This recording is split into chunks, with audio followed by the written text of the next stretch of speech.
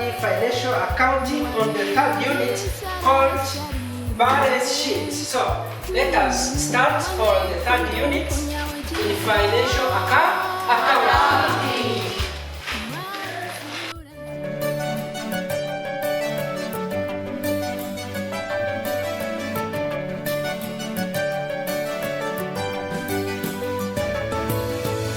Amateka yanjye ni maremare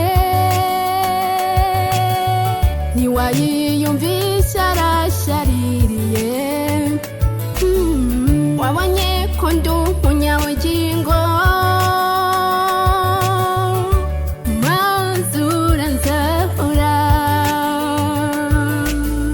na jambo nta ruvugiro nagiraga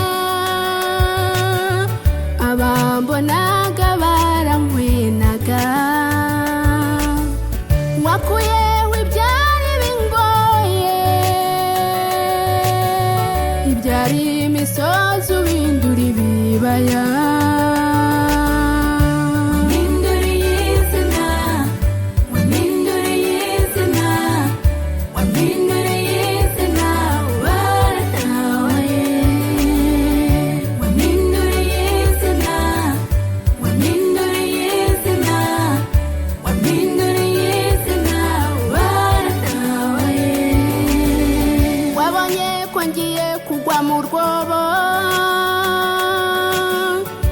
mfata ukuboko urankomeza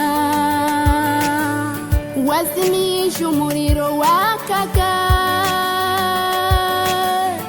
ubonye ko ngiye gukongoka waramfashije urandwaza umwomereza ubuzima nubwo ndi igiti niwahwemye kumvomerera Wampinduriye Wampinduriye izina Wampinduriye izina Wampinduriye izina waratawaye Wampinduriye izina Wampinduriye izina Wampinduriye izina waratawaye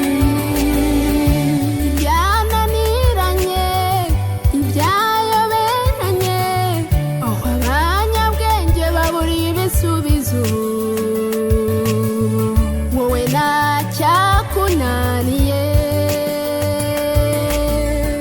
ibyananiranye byayoberanye abanyabwenge baburiye ibisubizo wowe ntacyakunaniye amarira urira ibibazo igira nibwo buhamya bwawe bw'ejo ntuzahozwa amarira utarize amarira urira agahinda ugira nibwo buhamya bwawe bw'ejo ntuzahozwa amarira utarize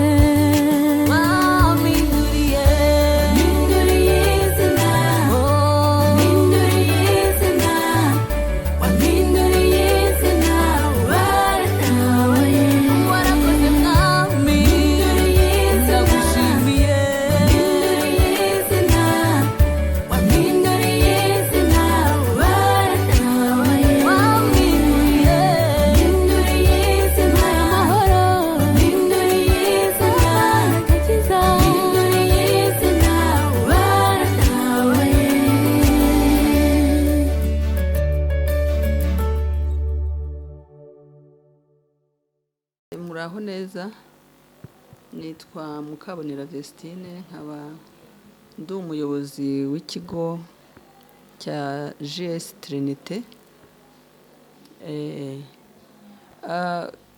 nkaba ngira ngo rero mvuge ku mateka y'umunyeshuri wanjye witwa Mushimiyimana Eugenie. Mushimiyimana Eugenie ni umukobwa ufite ubumuga bw'ingingo twatangiranye mu mwaka wa 2022.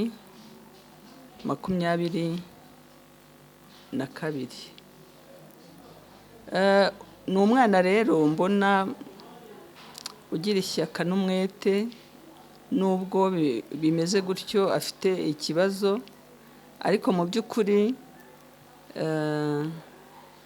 mbona agerageza akihangana mu mikorere ye, mu myigire ye. Ubona ari umwana, nubwo byagenze gutyo, twahuye afite ikibazo cyo kugira ngo abone uburyo yakwiga, ariko mu by'ukuri yarize, yiga primaire, afite ibibazo bikomeye cyane. Byaramugoraga kujya ku ishuri, ku buryo hari n'igihe yashoboraga no kugerayo nimugoroba abanyeshuri batashye. Ariko mu by'ukuri yageze segonderi,